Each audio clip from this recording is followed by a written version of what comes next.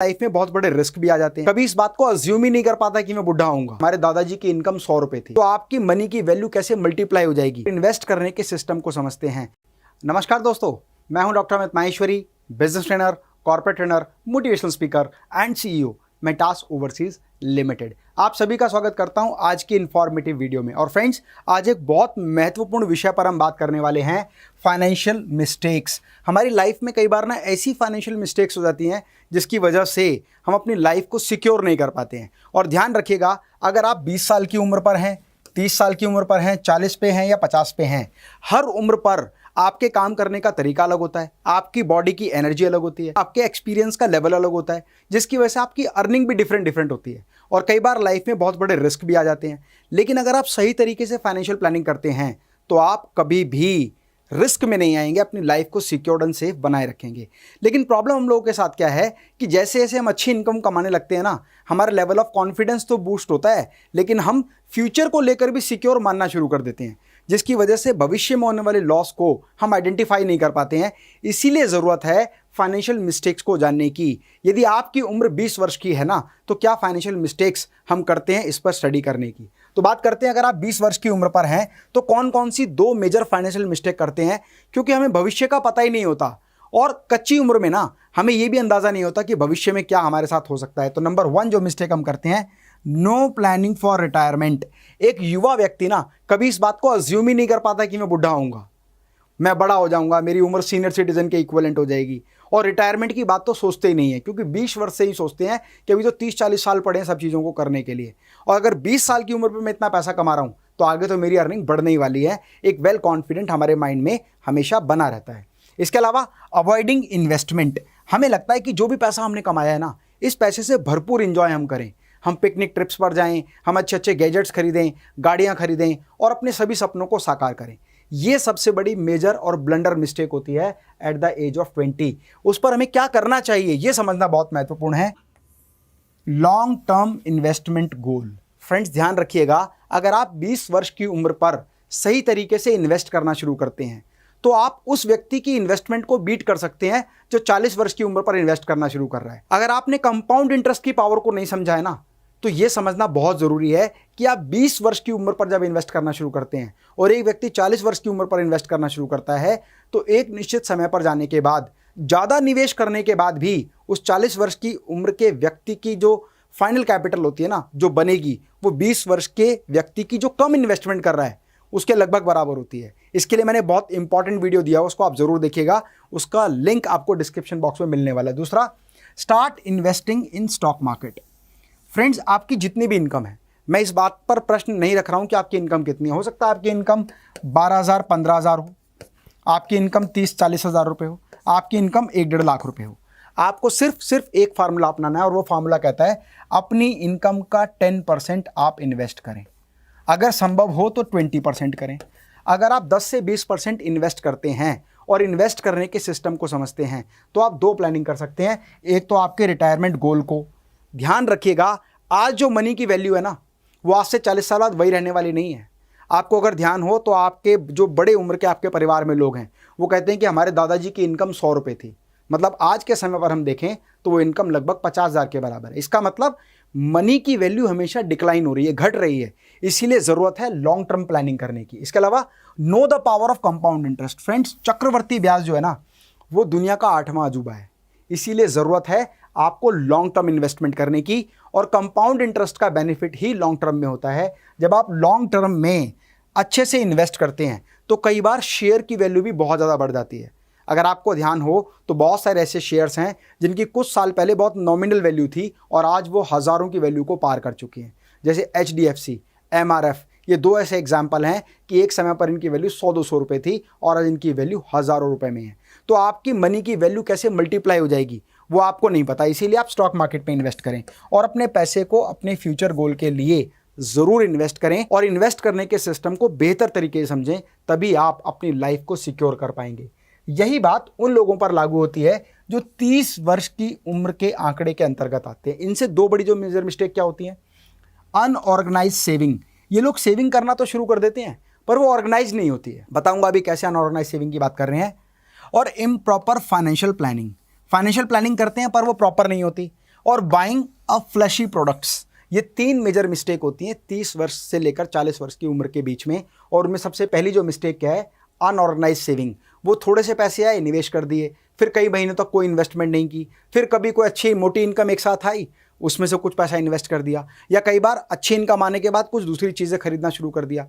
वो कभी भी रेगुलर और सिस्टमेटिक तरीके से इन्वेस्टमेंट नहीं करते। इसका मतलब आपको क्या करना है, स्टार्ट इन्वेस्टिंग विद डिसिप्लिन। एक डिसिप्लिन मेंटेन करें।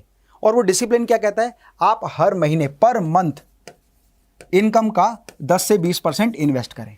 ये तो बात रही डिसिप्लिन की। ठीक यही बात एक एक्स्ट्रा इनकम जो कैपिटल के रूप में आपके पास आ जाती है, उसको भी आप इन्वेस्ट करें। उसको ऐसी चीज़ों पर वेस्ट ना करें जिससे भविष्य में मिलने वाला आपका आउटपुट कुछ नहीं होने वाला। इसके अलावा make proper financial planning.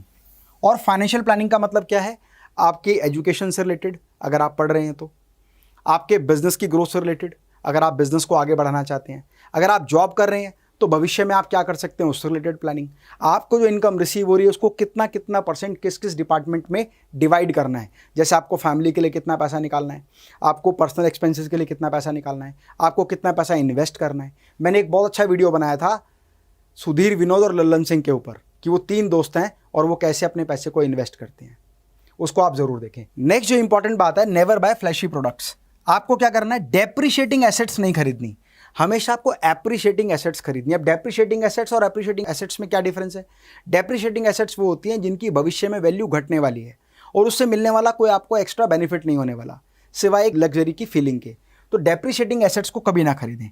Depreciating assets का मतलब है हर वो एसेट जिसकी वैल्यू घटती जाएगी और एक समय पर उसकी वैल्यू निल या स्क्रैप रह जाएगी। जैसे buying a luxury car is a part of depreciating asset. या आपने अगर कोई ऐसा लोन ले लिया जिससे आपने अपनी कंज्यूमर नीड्स को पूरा कर लिया, या आपने पिकनिक ट्रिप के लिए कोई लोन ले लिया, तो मतलब आप ऐसी प्रॉब्लम्स में फंस जाते हैं जहां पर आप डेप्रिशिएटिंग एसेट्स खरीद लेते हैं या कंजम्पशन के लिए लोन ले लेते हैं, जो सबसे खतरनाक होता है एट द एज ऑफ 30।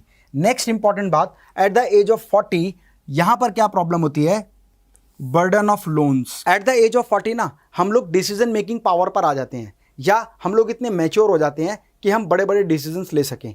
ऐसे में हम लोन ले लेते हैं। अब लोन भी 2 तरह का होता है, एक वो लोन जो आपको भविष्य में ग्रोथ की ओर ले जाएगा और एक वो लोन जो भविष्य में आपके लिए एक तरह से खर्चा होगा। इसका मतलब आपको अगर कोई भी लोन लेना है तो सबसे पहले तो कोशिश करें कि लोन को अवॉइड करें। अगर आप लोन को अवॉइड नहीं कर पा रहे हैं या करना चाहते हैं तो ये देखिए कि क्या उससे आपकी प्रोडक्टिविटी या आपकी इनकम बढ़ती है और भविष्य में उसकी वैल्यू बढ़ती है तो वो लोन लेना सही है। नेक्स्ट जो मिस्टेक है ना एट द एज ऑफ 40, वो क्या होता है, हमारे मन में कभी ये थॉट ही नहीं आता है कि हमारी कभी डेथ भी हो सकती है। क्यों? क्योंकि लाइफ की एक पॉजिटिव एनर्जी होती है, आप हमेशा लाइफ में आगे बढ़ रहे होते हैं। ऐसे में आप कभी भी अपनी विल नहीं लिखते हैं, ये एक बहुत बड़ी प्रॉब्लम है। आपको हमेशा अपनी एक रजिस्टर्ड विल तैयार करनी है एट द एज ऑफ 40। साथ ही साथ आपको अपॉइंट करने हैं अपनी नॉमिनी। फ्रेंड्स, आज आपके साथ जितने भी परिवार के सदस्य हैं, रिश्तेदार हैं, वो सब एक पॉजिटिव थॉट के साथ आपसे जुड़े हुए हैं। लेकिन अगर आपकी डेथ हो जाती है ना और आपके पीछे अपार संपत्ति है तो उसको लेकर बहुत बड़े विवाद पैदा हो सकते हैं। इसीलिए बहुत ज़रूरी है नॉमिनी अपॉइंट करना। मैंने देखा पैंडेमिक जैसे टाइम में ना बहुत सारे लोगों की इंस्टेंट डेथ हो गई। उन्होंने कभी सोचा भी नहीं था कि हमारे साथ ऐसा हो सकता है, जिसकी वजह से उनके बैंक अकाउंट्स में उनके नॉमिनी नहीं थे। नॉमिनी ना होने की वजह से वो फंड बैंक के पास रिजर्व रह गया। आज उनकी फैमिली को उस फंड को लेने में बहुत अधिक एफर्ट करने पड़ रहे हैं। तो ये बहुत इंपॉर्टेंट है कि आपकी विल होनी चाहिए प्रॉपर और आप अपने नॉमिनी को अपॉइंट करें। कई केसेस में ज़रूरी नहीं कि पेंडेमिक की वजह से इंस्टेंट डेथ हो जाती है। अभी एक बहुत अच्छा सिंगर के जिसकी स्टेज परफॉर्मेंस के बाद इंस्टेंट डेथ हो गई। और एक बहुत बड़ी दुखद घटना एक सिंगर के साथ और घटी है, और वो कौन है? सिद्धू मूसेवाला, जिनकी 28 वर्ष की उम्र में गोली मारकर हत्या कर दी गई। तो फ्रेंड्स, कहते हैं ना कि 40 साल 50 साल पे हमारी एक्सपेक्टेशन होती है हम 70-80 साल जिएंगे। इस बात से कोई फ़र्क नहीं पड़ता कि आपकी वर्तमान एज कितनी है। फ़र्क इस बात से पड़ता है कि आप अपनी फ्यूचर की प्लानिंग कैसे करते हैं या अपने सारे सिस्टम को कैसे मेंटेन करते हैं, ताकि आपके बाद भी आपके लोगों को किसी तरह की कोई परेशानी ना हो। इसीलिए अपनी विल ज़रूर बनाएं, अपने नॉमिनी को ज़रूर अपॉइंट करें। एट द एज ऑफ 50 कई बार हमसे एक मिस्टेक हो जाती है, वो है dipping into the retirement saving. क्या करते हैं कि जो उसकी रिटायरमेंट की सेविंग उन्होंने पूरी लाइफ में बचा बचा के की है, उसको हम लैक कर जाते हैं, उसको हम लूज़ कर जाते हैं। अब लूज़ कैसे कर जाते हैं? मान लीजिए फैमिली में कोई बड़ा कोई फंक्शन है, कोई शादी करनी है, तो लगता है कोई बात नहीं, उसको हम वहाँ यूज़ कर लेते हैं। या बच्चों को कोई फर्दर एजुकेशन के लिए, स्टडी करने के लिए बाहर जाना है तो वो यूज़ कर लेते हैं। या उनको लगता है चलो बेटे को एक बिजनेस एस्टेब्लिश कराना है, तो वहाँ पर वो पैसे को यूज़ कर लेते हैं। ध्यान रखिए, ये बुरी बात नहीं है, लेकिन फिर भी आपको कुछ ना कुछ ऐसा मैनेज जरूर करना है कि आपके पास रिटायरमेंट पर आपके पास इतना पैसा हो जो आपकी लाइफ को आसानी से सर्वाइवल तक ले जा सके, ताकि आपको किसी के सामने हाथ ना फैलाना पड़े। साथ ही साथ प्लान एज पर इन्फ्लेशन, ये बड़ा इंपॉर्टेंट रोल प्ले करता है। लोग सेविंग तो करते हैं, पर सेविंग की जो करना शुरू करते हैं ना, उनको लगता है कि भविष्य में इसकी वैल्यू इतनी हो जाएगी, पर उतने वर्षों बाद उस अमाउंट की वैल्यू कम हो जाएगी। जैसे मान लीजिए अगर मैं आपसे कहता हूं कि आज आप 50,000 रुपये महीना बचाएं, तो आज से 50 साल बाद आपके पास इतनी वैल्यू होगी। लेकिन अगर आप ध्यान से देखें तो आज जो वैल्यू 50,000 की है ना, आज से 10 साल, 20 साल, 50 साल बाद कितने पैसे की इतनी वैल्यू होगी। ठीक वैसे ही जैसे कहा जाता था कि मेरे पिताजी की जो इनकम थी वो उस समय पर 600 रुपये थी, और आज वही सैलरी जो इक्विवेलेंट है वो 25,000 की है। आपको ये पता होना चाहिए कि इकोनॉमी का इन्फ्लेशन रेट क्या चल रहा है। मान लीजिए 6%, 7% का इन्फ्लेशन रेट है, तो आपका जो पैसा है ना वो इससे ज़्यादा ग्रो होना चाहिए, और इन्वेस्टमेंट भी इस हिसाब से होनी चाहिए कि उस इन्फ्लेशन पर आप आसानी से सर्वाइव कर सकें। साथ में क्रिएट अ पैसिव इनकम, आपको शुरुआत से ही ना अपनी पैसिव इनकम क्रिएट करने पर फोकस करना चाहिए, क्योंकि पैसिव इनकम एक ऐसी इनकम है जो आपके काम किए बिना भी आपको आती रहेगी। जैसे रेंट, जैसे इंटरेस्ट, जैसे एफडी पर मिलने वाला ब्याज, या इस तरह की इनकम जहां पर आपको काम ना करना पड़े। मतलब आपके द्वारा प्रतिनिधि जो आपने अपॉइंट किए वो इनकम कमाए, या आपका पैसा आपके लिए पैसा कमाए। यदि आप ऐसा सिस्टम बना लेते हैं तो आप कभी भी रिटायरमेंट पर किसी पर आश्रित नहीं रहेंगे। इसीलिए आपने जो फाइनेंशियल मिस्टेक 20, 30, 40, 50 की एज पर की है, या बहुत सारे लोग जो ये मिस्टेक करते हैं, अगर आप इन बातों को समझ लें तो आपका जीवन आजीवन, जब तक आप जीवित रहेंगे, सुखमय जीवन रहेगा। वरना आप भी वही प्रॉब्लम्स का सामना करेंगे जो अच्छी इनकम कमाने के बावजूद भी बहुत सारे लोग लाइफ में फेस करते हैं।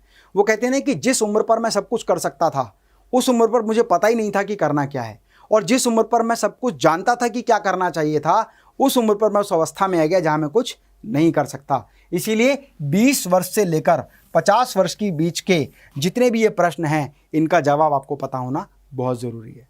तो फ्रेंड्स, यदि आपके मन में कोई भी प्रश्न है तो मुझे कमेंट बॉक्स में लिखकर ज़रूर बताएं। कोई भी इंफॉर्मेटिव वीडियो मिस ना हो उसके लिए चैनल को सब्सक्राइब करें। स्वस्थ रहें, मस्त रहें। मैं डॉक्टर अमित माहेश्वरी आपके सुनहरे भविष्य की कामना करता हूँ। जय हिंद, जय भारत।